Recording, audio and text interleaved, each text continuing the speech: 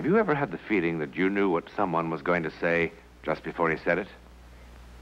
Or have you ever walked into a strange room and had the sensation that you'd been there before? Well, if you have, you've taken a small step beyond. Now watch a giant step.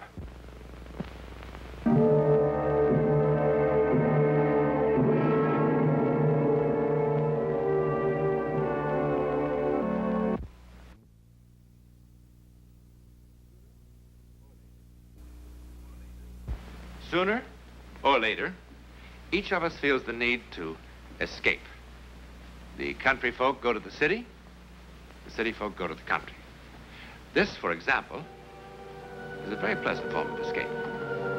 Here on this mountaintop, we are a mere 10 miles from a city of 80,000 people, each of whom, like us, has fashioned a small cage of reality out of the chaos of unreality. Each of whom, like us, lives his life by the steady, reassuring ticking of the clock, forgetting that the clock is merely man's invention, and that tomorrow is a creation of the human mind, forgetting that there is only the constant now.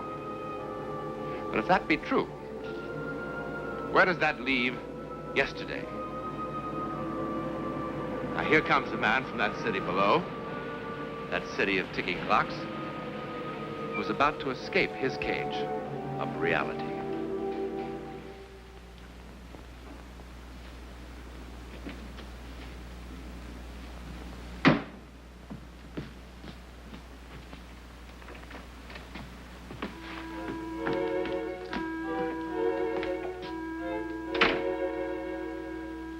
Ellen?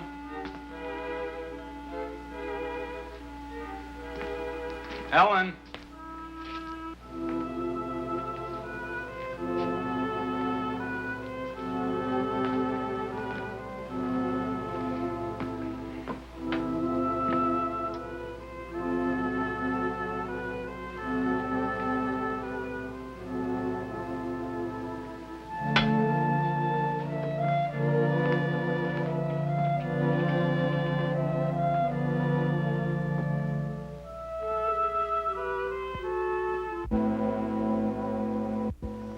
Tight with the stamp of the U.S. government. You scared me. Why? Well, first the telephone call, and then I came up to an empty house. So you thought I got roaring drunk and fell off the mountain? Well, I didn't. I went out for a walk. I love it here. It's so wild and lonely. Always seems such a joke. The full bottle is proof that I have a will of iron. You look absolutely wonderful. But 5 days in the country won't do for some people. What did you want to talk to me about, Ellen? What was so urgent? I checked with the hospital today. Mr. Pearson goes home at the end of the week. I knew that. Harry, when I think of how close I came to killing that man. Well, you didn't. No, I didn't. I didn't even see him. I was so drunk he wasn't even a blur. Now, come on, Ellen. What next? What new escapade for the madcap alcoholic? Maybe a school bus, wipe out the whole kindergarten, really hit the jackpot. No. I'm not smashing into anything, Harry. Of course you won't. I'm through nearly killing people, of shouting drunken curses in police stations, of being bundled into straitjackets and whipped off to sanitariums. Oh, and seeing lovely little goodies drift through the walls. Oh, I didn't tell you. Last time I was pursued by an open coffin. Now, that's a little more original than bats and pink elephants, wouldn't you say?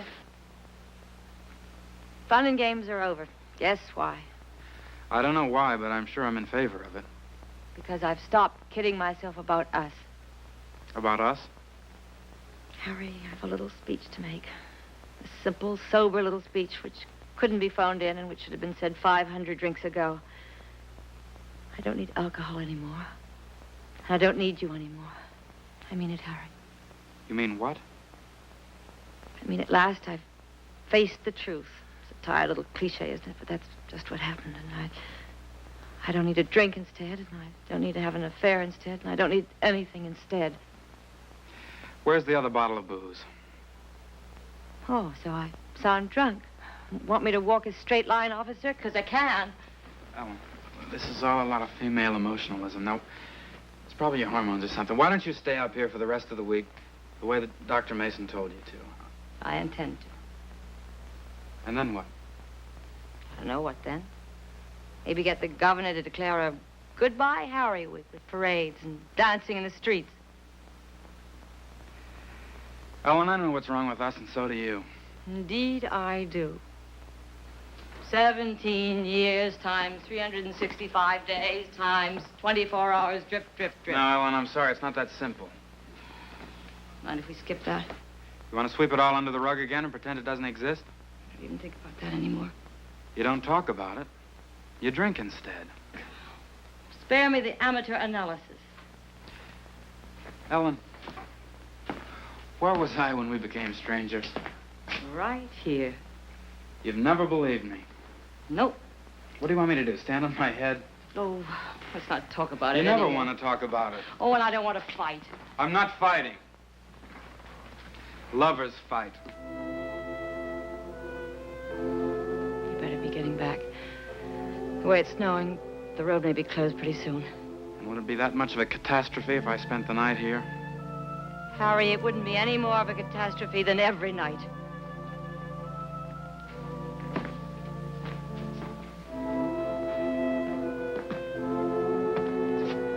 I think I like you better when you're drunk.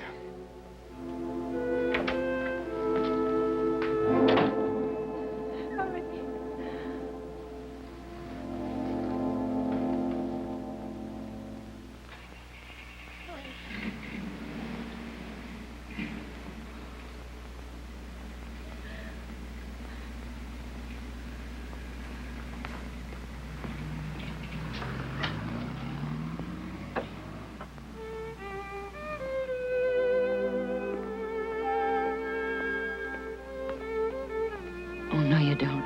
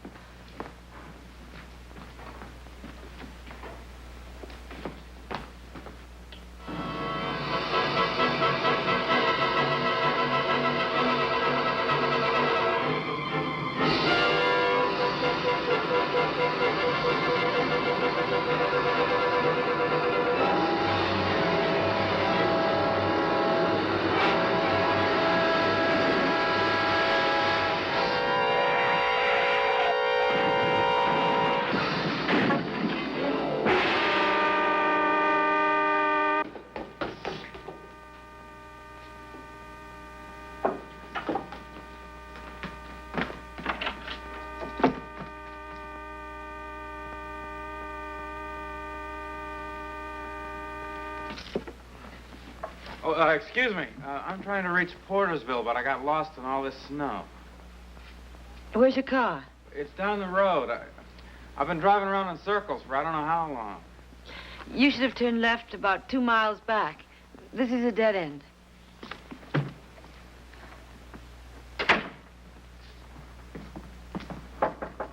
Yes? It's me again. It'll take me 10 years to get out of these hills, and this is the only house I can find anywhere around here. Would you mind if I'd used your telephone? I'm all alone here. My wife's in the hospital. There's an emergency phone just as you turn off the highway. Well, how am I going to find it in all this snow? I told you, I'm all alone. Thanks a lot.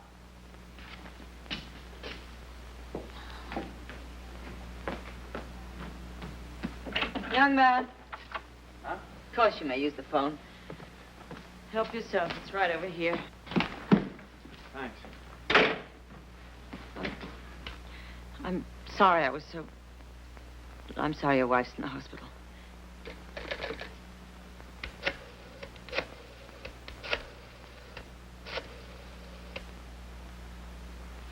Your phone must be out of order. I dial and nothing happens.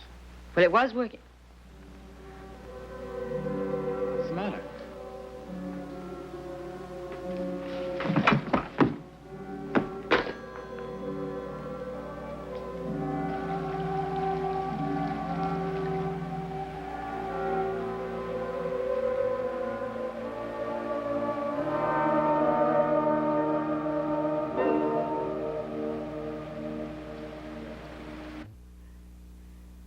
Everything's okay. You better? Okay, that's better. That's better. How gentle you are. I'd forgotten how gentle you could be. Are you okay? Are you sure you're okay?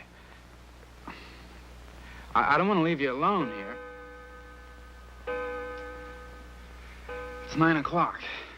Visiting hours are over. Well, I don't know what I'd have said to her even if I did see her.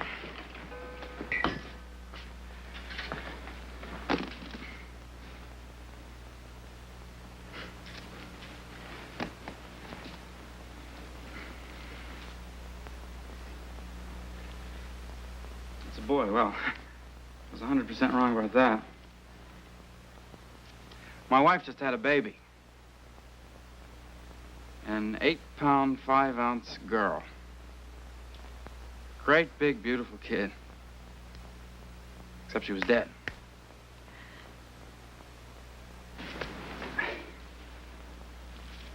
I only saw her for a second. She was wrapped up in a little blanket. She looked like a life-size little doll. She had enough hair on her for a 5-year-old. You hand these things out, and everybody slaps you on the back and says, "Congratulations, Dad." My wife congratulated me when they were taking her out of the delivery room. I went over to her, and she wouldn't even let me hold her hand. She said, "Well, this is your lucky day. The baby died." Your lucky day, I remember. Your lucky day. She thinks I wanted that. Didn't you?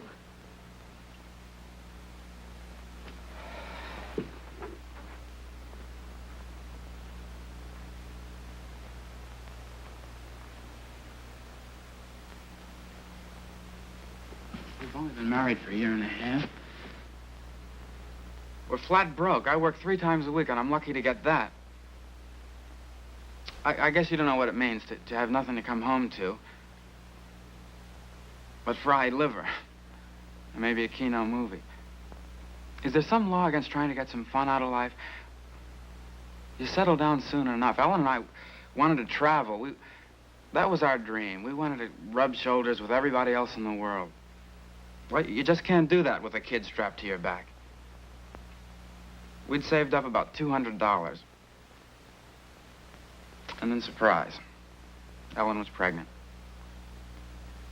So I told her that, okay, so you're pregnant. It's not the end of the world. We can do something about it. But she wouldn't. I guess that sounds awful selfish to you, but let me tell you something. I got a little bomb in my pocket. It's a time bomb. It's called a draft card. This one's got 1A on it. If I've got any living to do, I got to do it right now. I haven't got time to be unselfish. You are lucky the baby died.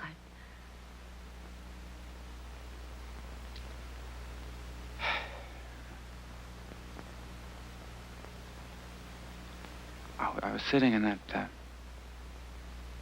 hospital waiting room.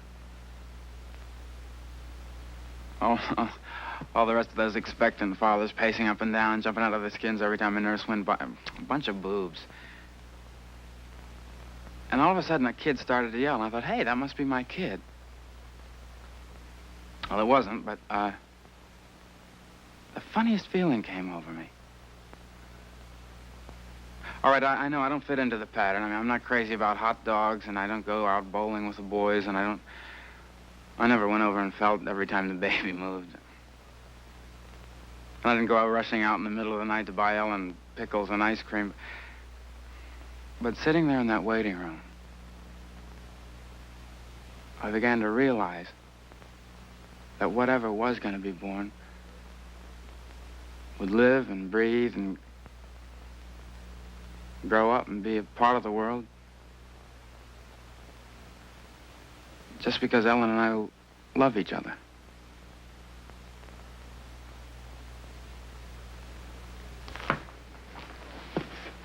Did you ever get into Portersville very much? If you wanted to see a really beautiful girl, you could go into the National Bank. She was that blonde secretary behind the desk in the escrow department. There's an expression on her face. It's a look in her eyes. Like just being alive is something so red hot and special it should be in all the headlines.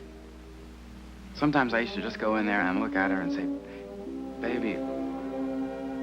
Well, I guess I catch on slow. But sitting there in that hospital waiting room, it really began to hit me what this child really meant. The flesh and blood proof of what Ellen and I really were to each other. And all of a sudden, this feeling came over me. And it made all the cities and the mountains and the trains and the countries seem like nothing. So then when they came and told me that the things weren't going very well in the operating room, the delivery room. Well, they got a chapel in the hospital. Maybe I should have gone down there to pray, but I went to the men's room and cried. And then I told myself that everything was going to be okay. I don't know why, but I felt absolutely sure of it. And just for good luck and to show my confidence, I guess, I got some of these things in the lobby. And then I went upstairs, and that's when they were wheeling her out. And that's when she said it to me. This is your lucky day, the baby died. We could live together for 50 years. She'll never think I wanted that baby. And it'll ruin everything. I do believe you. Am I so different? Am I so changed? Who are you?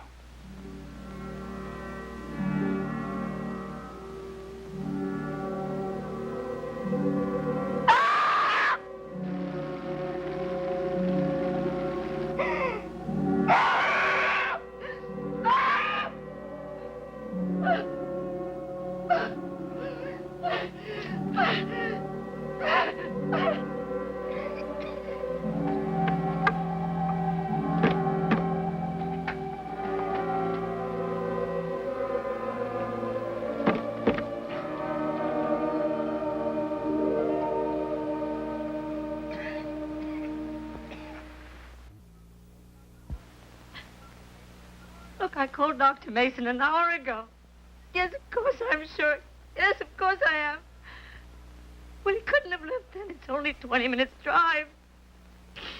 I am controlling my... Oh, I'm sorry. I'm sorry.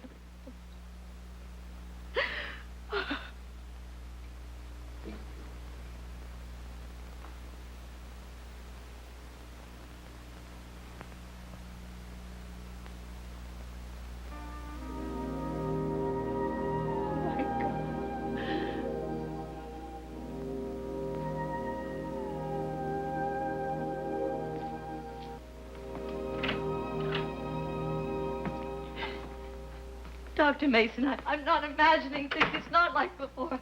You see, I called you, and you're here, and he was here the way he was. He was here. I'm not drunk. Ellen, I made a stupid mistake. I put your records in the inactive file. I didn't open that bottle. I suppose he did then. He did. Please believe me, he was here. I was where, Ellen? He was in a burning car, that's where he was. And by extremely good luck, I saw him as I came up to see you. Are you all right? I was out cold for a while, but I'm all right now. Ellen, how did it start this time?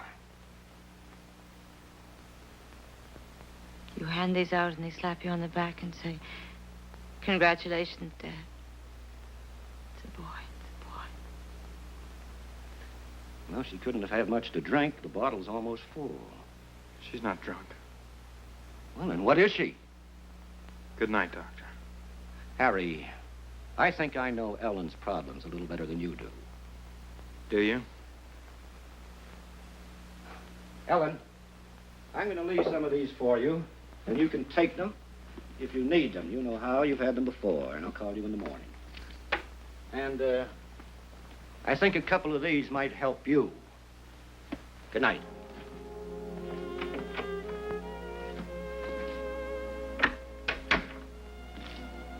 Ellen, what happened here tonight? You wouldn't believe me. Try me. Oh, Harry.